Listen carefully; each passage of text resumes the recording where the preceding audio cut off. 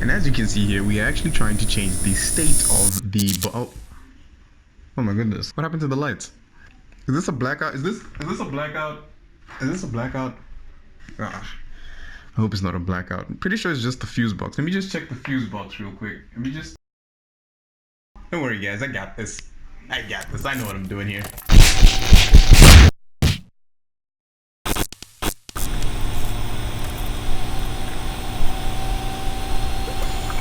Roll credits.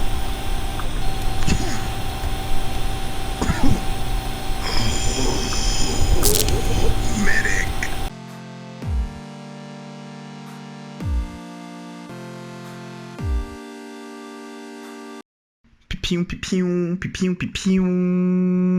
Hey, welcome everybody on the fun internet today. I hope you guys rested and ready for episode 3, part 2. But episode 3, episode 4? No. Episode 3 of fonts part 2. Yeah, much better. All right, let's get right into it. Where did we leave off in the last tutorial? In the last tutorial, super long tutorial, sorry for that guys. I'm gonna really try and make them really shorter because I saw Tommy dozing off in the back the last time. I promise. Scout's honor.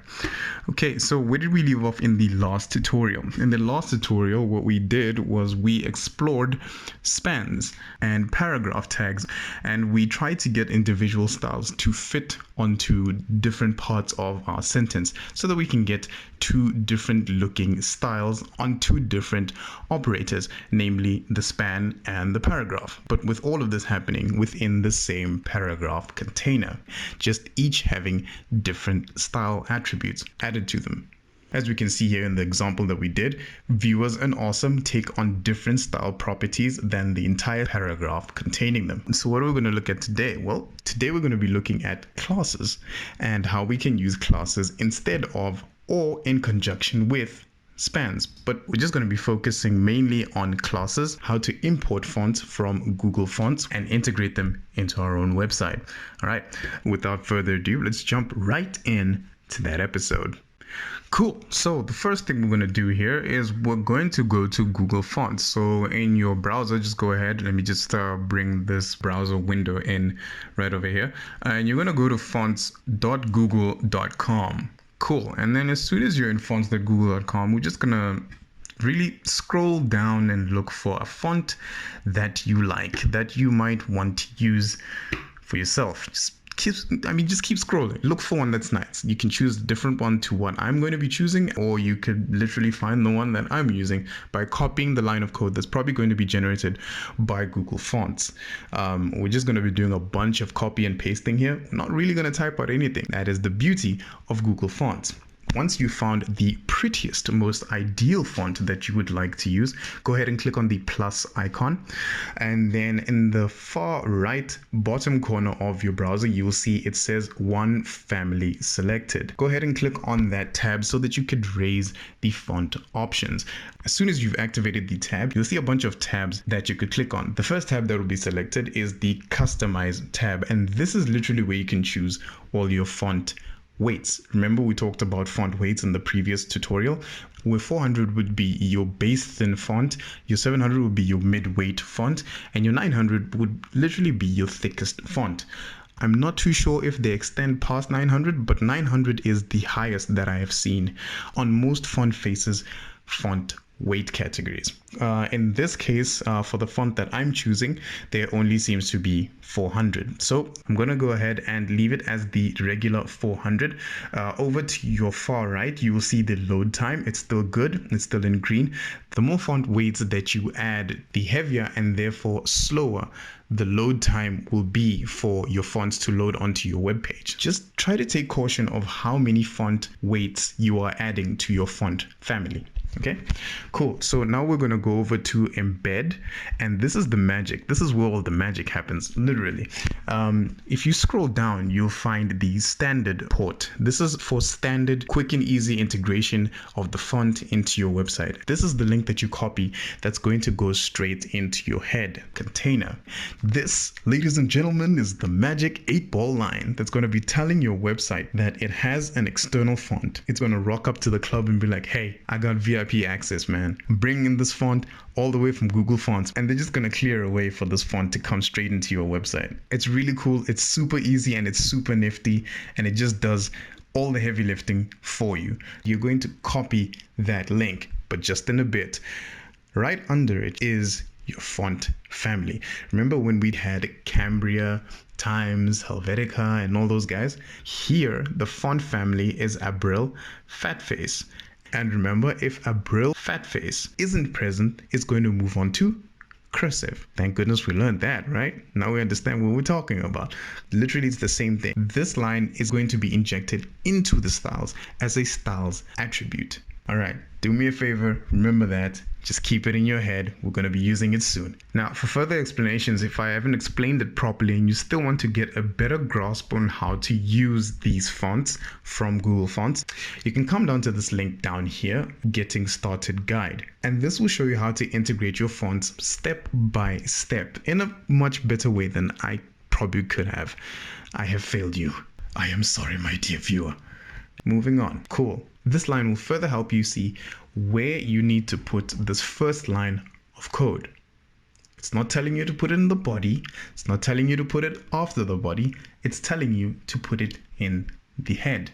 This line tells you that to embed your selected fonts into a web page, copy this code into the head of your HTML. Let's go ahead and do that. Let's copy this first line of code under standard. Copy the whole thing, the entire thing. Go ahead and copy that line. We're going to head back into Dreamweaver, and then remember, we're going to be working in the head tag because Google Fonts said we should be working in the head tag. All right, so in the head tag, right under meta and right under title is where we're going to paste this link. Go ahead, left click and paste in the line right there. And there it is, the line in all of its beautiful, majestic gloriousness, the line of code that we need. Boom, done. That's all we need to do there. All right, let's go ahead and bring in our second line of code, which is going to activate the font. All right, let's go back to Google Fonts and grab that second line of code. So now we're looking for the font family line. We're going to go ahead and copy this entire line of code, head back to Dreamweaver, and we're just going to leave the P tag. We want to directly influence the span tags font family. All right, so locate the font family, replace this entire line, go ahead and paste. So now we check. This means now that our font family is Abril Fatface. And if it doesn't have Abril Fatface on anybody's PC for some reason, if it's not coming from the internet, then find something cursive on their machine to work with. Simple enough. And the line that allows all of this font family magic to happen comes from the magic link that we just brought in right now, which is bringing in the font from Google Fonts, which is located under our title tag. Now that we see these two in tandem, we're going to go ahead and save this page, and we're going to go to our browser and see the changes take place. All right, before we head over to our browser, we're just going to close down Google Fonts, or at least minimize it for now. Maybe we might need to change out the fonts later, but I highly doubt it. But for now, just minimize it just in case you'd like to go back to Google Fonts and choose another font and play around and experiment with other fonts. I actually highly recommend that you try other fonts out. You never know. You never know. You might not just like the one font. Maybe another font would speak to you. I don't know. Okay, so now that that's out of the way, let's go over to our browser and then hit refresh. And let's see these changes actually take place. Pay attention to the viewers and the awesome text. All right.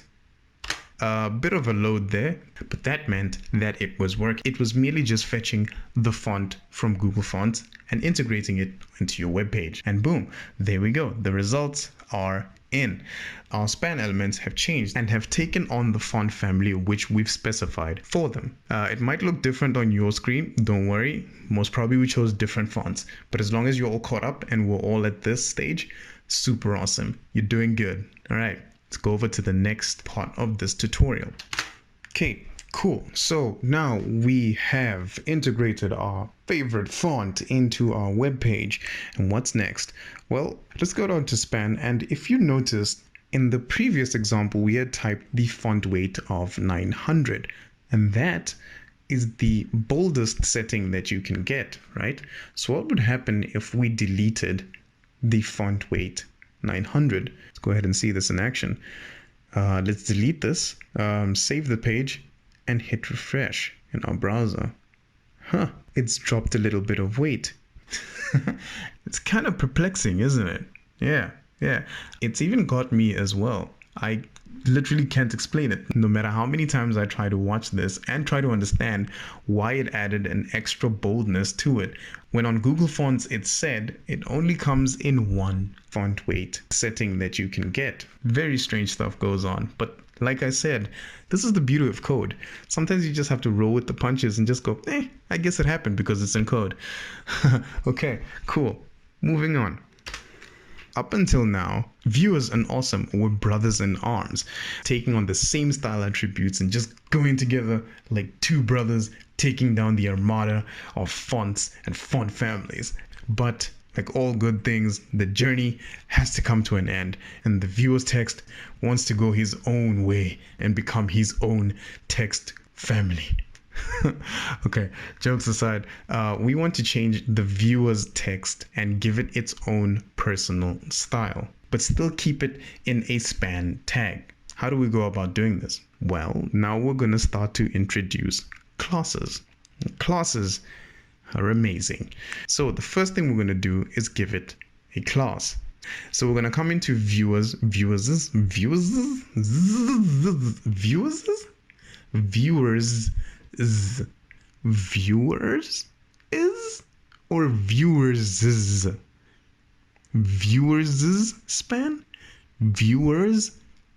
span.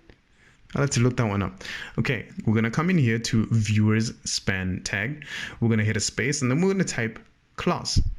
Now, remember from previous tutorials, when we styled tags inline in the body tag, we used an equal sign and a set of inverted commas. So that's exactly what we're going to do here. That is how a class takes its form. So we're going to do just that. We're going to type class. We're going to give it a quick equal sign and a set of inverted commas.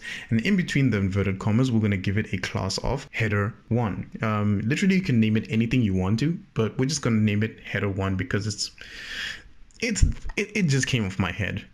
You could literally name it anything you want. Giant tortilla monster with pancakes. Yeah, anything you want to, but just don't give it any spaces in between the words or else it won't work. Make sure that it is one long word. Cool. So now we've given it a class of header1. We're going to come into styles, and this is how you type a class. You do not just type the word header1. This time, as a class operator tag, you're going to hit a full stop, and watch this. Exactly. You get code hints for your classes on the page. How cool is that? Dreamweaver knows that you've got classes on the page and it'll auto identify your classes and you can just select them from here. This is also how you know that you've typed in a class properly. If it shows up here, then you've typed in a class properly. If it doesn't, go back and check your classes because they might be missing a couple of things that might be hindering them from making them work. All right, cool. So do the usual that we've been doing over and over and over. Open up not a squiggly bracket, a brace. That's what it's called, people. A brace. How underwhelming. Oh my goodness, I can't believe that it is that underwhelming. I was looking forward to some super epic name like a Terminator brace or something, but it's just a plain brace. Anyway, you win some, you lose some. Moving on. Okay, so you're going to open a brace and then you're going to close a brace, and that is your container for your class. Now you can start styling your class to your heart's content. We're just going to make an easy one quick, just so we can quickly start seeing a reaction. We want to change the color of the text. Try to form this one in your head. What do you think we're going to have to type to change the color of the text? We want to change the color of the text. Right? Wrong. It's not text color. It's not color text. It's just color. This is the most bizarre one that got me as to why it just has to be color. It makes no sense. It could be the color of anything, but apparently that's how you change text color. You only type color. Always remember that one. That's the tricky one. Okay, so we're going to type color. We're going to open a colon and we're going to give it a color of, you guessed it, hot pink. Hashtag hot pink, hashtag hot pink. And then we're going to close this up with a semicolon. We're going to hit save and we're going to head over to our browser and see this change take effect. And boom, only the viewer's text color has changed. Awesome stays exactly the same because Awesome doesn't have class around him. He's still the same span that he was before. And that is how you get a difference between a span and a span. Just give one a class and leave the other one as is. But shame. Look at Awesome. He just looks so sad in retro black. Shame. Let's go and give him a color just to make him feel a lot better. We're going to go right back into Dreamweaver, into span, and we're just going to give him a green color just so he feels a little bit better, you know? Save this document, head over to your browser, hit refresh, and there we go. Awesome is now green. Oh, isn't that nice? Viewers is hot pink and Awesome is green. And this literally goes to show that now these are two independent items on a page. Yes, they might have the same operator, which is span, but they are different because one has a class and one is just span. The other's got options, the other doesn't. Cool. So we're going to head back into Dreamweaver and then we're going to delete the colors just so that we can get them back to base black because, yeah, there's no reason. I just like them in base black. So now we're at a neutral stage and that's awesome. Let's move on to the next part of the tutorial, which is just a side note that I want to show you guys real quick. Remember how we discussed the B tag and the strong tag in the previous tutorial? Well, in this tutorial, I'm going to show you what an H1, an H2, an H3 all the way down to H6 are. But we're only going to just be using an H1 and an H2 tag. Go down a few lines under the P tag. Go ahead and type in an H1. Remember how you open a tag? Open a tag, type in H1, close that tag, right? Then open another tag, hit /, and depending on if you're in Dreamweaver, hit a slash and it should auto-complete the tag for you. If you're in Notepad, make sure that you hit the /, the H1, and then you close your tag. Make sure that entire tag consists of an H1 and a closed H1 tag. All right, fantastic. So now that we have that tag, in between your H1 tag, you're going to type in any sentence that you want to. I'm just going to type out first shot of your website. Interesting fact, the H1 and H2 all the way down to H6 are the first things that Google looks for when it looks for your website. I don't know why, but yeah, rule of thumb, just try to have an H1 on your page, okay? Yeah, now that you've typed in your H1 and an establishing sentence to go with that H1, just come down a few lines, open a tag, H2, you know the drill, close the tag out with a /H2. Right, and then after typing that, we're just gonna save this page and head over to our browser. And when we hit refresh, watch this.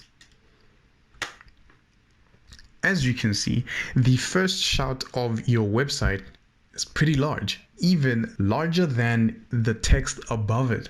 How is this happening? H1 is the header of your website. It has its own preset styles.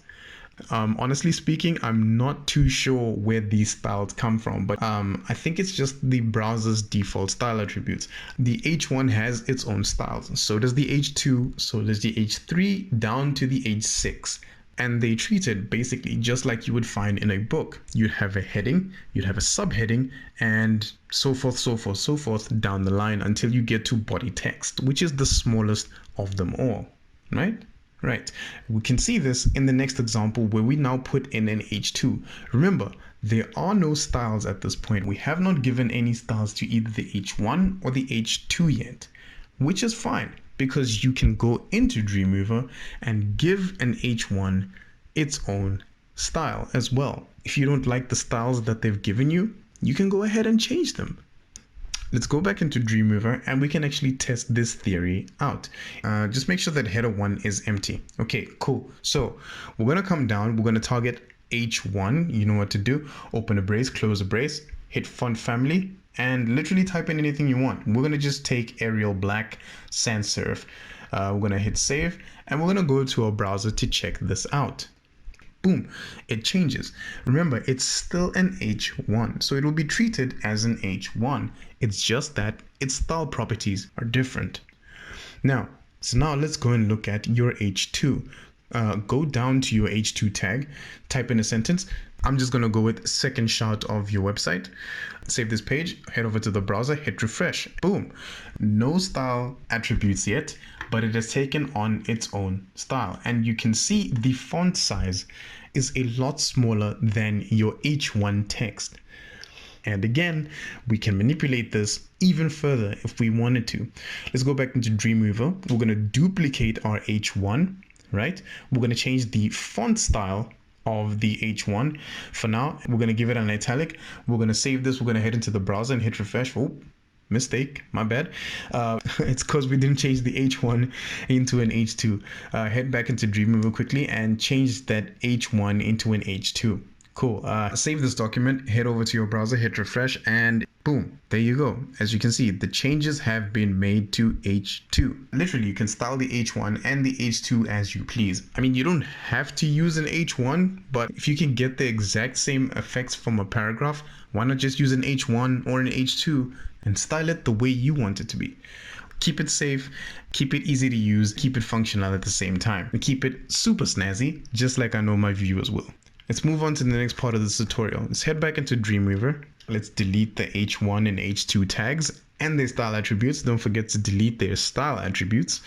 Leave header 1 because I think we're going to be using header 1 later on in the tutorial.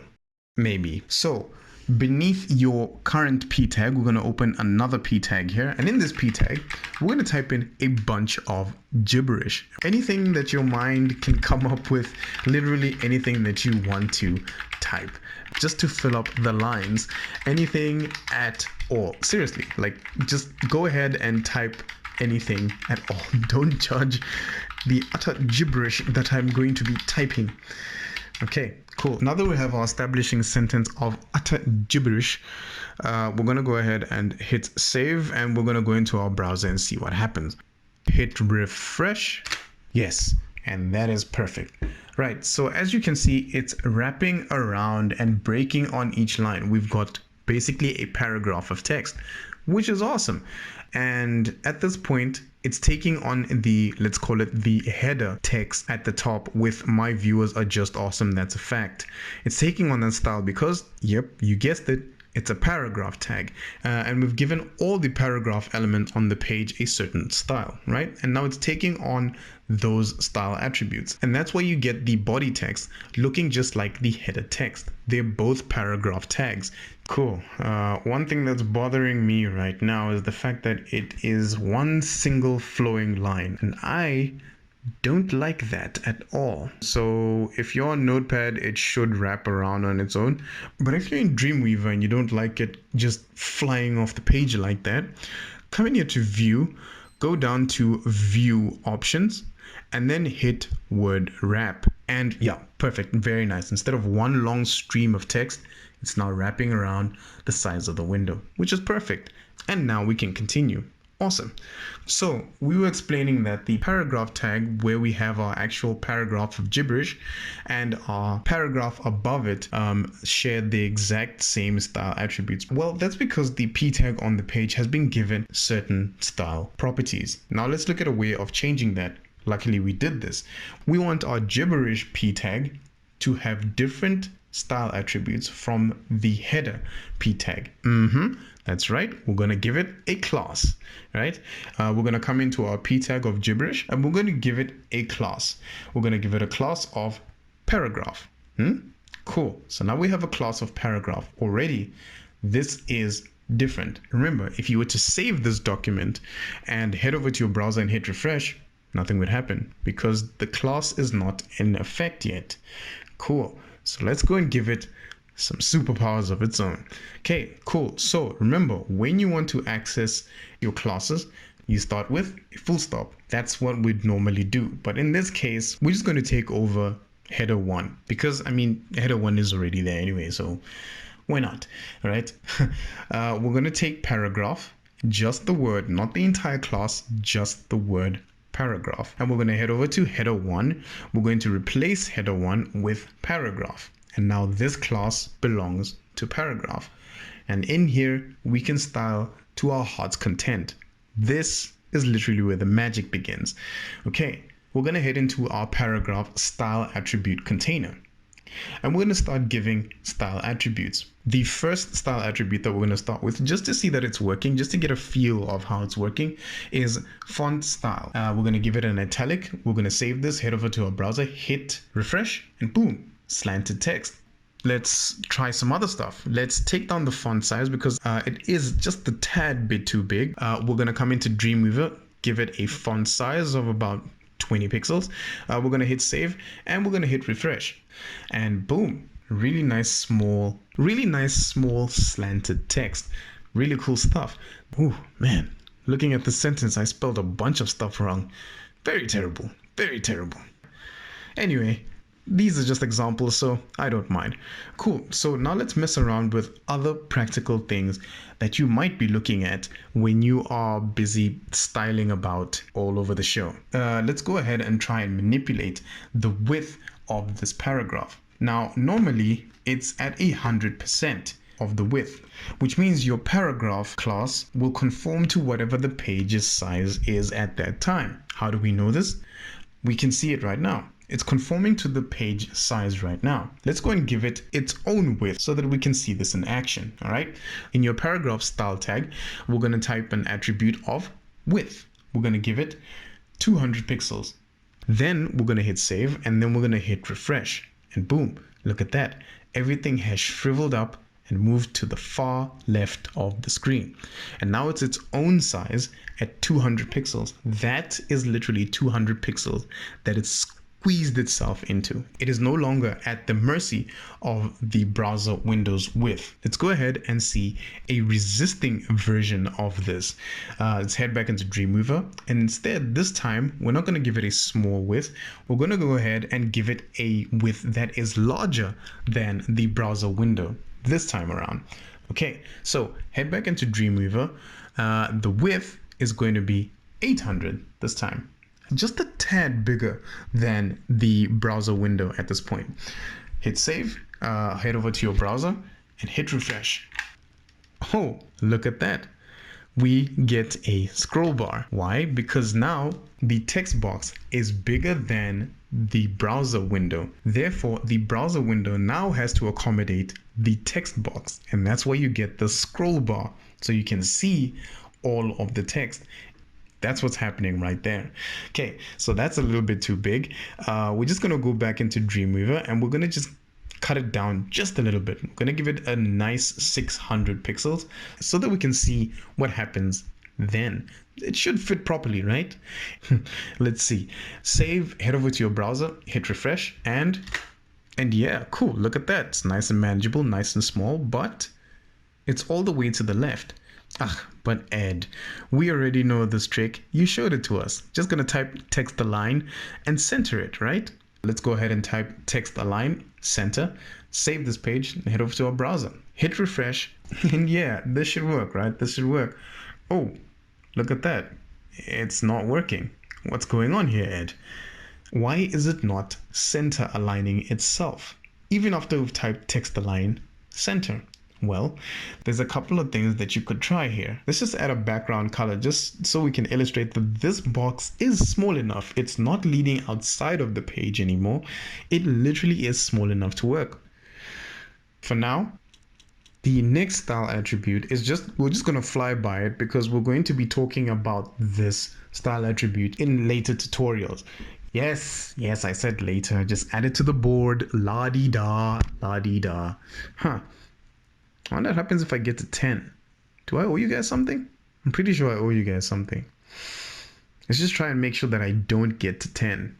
Never! Mwahaha! Mwaha! Okay, cool. So this next style attribute that we're going to talk about, we're just going to fly by it because, yeah, the explanations are a little bit hard to grasp. So I'll have to come up with a tutorial that further explains them properly. And we'll talk about them a little bit later. But for now, we're just going to fly by them because they're quick fixes that I really love to use. Generally, when stuff isn't behaving properly and aligning like it should, and I'm about to throw my screen outside of my window. So I use these quick fixes just to get ahead quicker and waste less time. Okay, cool. So you're going to come down a line, you're going to hit display. And the first one I want you to look at is block. Right? And please bear with, I'm going to make a full-blown tutorial explaining just display. All right, so the first one is going to be block, and just like that, block has let us down. The next one is inline table. That's my favorite, my ultimate favorite, and that is the ultimate bee's knees when it comes to aligning stuff to the center, and I trust it with my life. Right, we're going to save this document. We're going to head over to the browser with absolute confidence that this is going to work. Hit refresh and nothing happens. That doesn't make any sense. Why is this happening? Why is it not aligning? I'm about to start crying. Well, a quick answer is that the body just isn't allowing it. What do you mean the body just isn't allowing it, Ed? Well, as far as we know, everything on the body is still aligned to the far left. Remember in the first tutorial when we first put our first words on the body, everything was aligning to the far left of the screen. We never specifically told the body that everything on this page should be aligned center. And that's where we get our answer. If we go back into Dreamweaver now and type text align center, everything on the body, regardless of if it's text, regardless of if it's a div, regardless of if it's a paragraph or a p tag, is now going to be set to center. Let's go ahead and see this in action. Hit save, go over to your browser and hit refresh. And now everything should be in the center, regardless of whether you centered the item or not. It will start off in the center position. And if you noticed, the small nudge from the My Viewers text also moved to dead center of the page with equal space on the left and equal space on the right. Now everything is dead center. Every element that starts off on this page will start dead center. And that is just an ode to how powerful the body is. Moving on, we're just going to start off by removing this background color of this text box. Yeah, it's pretty much driven its point home. Thank you very much, background color red. All right, now we're going to focus our attention on another text manipulation voodoo trick. Right, so in the previous tutorial, we could manipulate the space between letters. But what if you wanted to manipulate the space in between the lines of text in your paragraph? What do I mean? We're just going to have to find out, aren't we?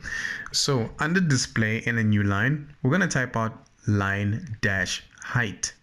Also, just a quick reminder to you, do not type any spaces in style attributes. If it's two words, have a dash in between them. So like line dash height, not line space height. So it's line dash height.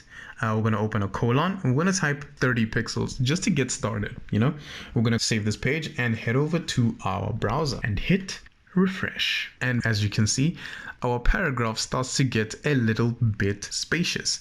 And literally, just like letter spacing, you can go into the negatives as well and eventually create a vortex sucking us all into oblivion.